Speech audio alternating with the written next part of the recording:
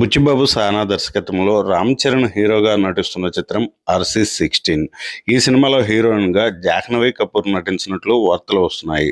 ఒకానొక ఇంటర్వ్యూలో జాహ్నవి కపూర్ తండ్రి బోనీ కపూర్ ఈ విషయాన్ని కన్ఫర్మ్ చేశారు. జాహ్నవి కపూర్ కి ఇది తెలుగులో రెండో సినిమా. కొరటాల జూనియర్ ఎన్టీఆర్ సినిమాలో కూడా ఆమె నటిస్తున్నారు. వైవా హర్ష హీరోగా నటిస్తున్న సుందర మాస్టర్ సినిమా, అభినవ్ గోమటం నటిస్తున్న మస్తు షేడ్స్ ఉన్నాయిరా సినిమా, ఈ రెండు సినిమాలు కూడా ఫిబ్రవరి 23న రిలీజ్ అవుతున్నాయి. సలార్ మూవీ అటు థియేటర్స్ లోను ఇటు నెట్ఫ్లిక్స్ లోను మంచి కలెక్షన్లు సంపాదించింది. అయితే సలార్ 2 మూవీ కోసం ఎదురు చూసే ప్రేక్షకులకు మాత్రం నిరాశ మిగులుతుంది. ఎందుకంటే సలార్ 2 మూవీని ఎప్పుడు మొదలు పెడతామో తమకే తెలియదు అంటున్నారు ప్రశాంత్ నీల్.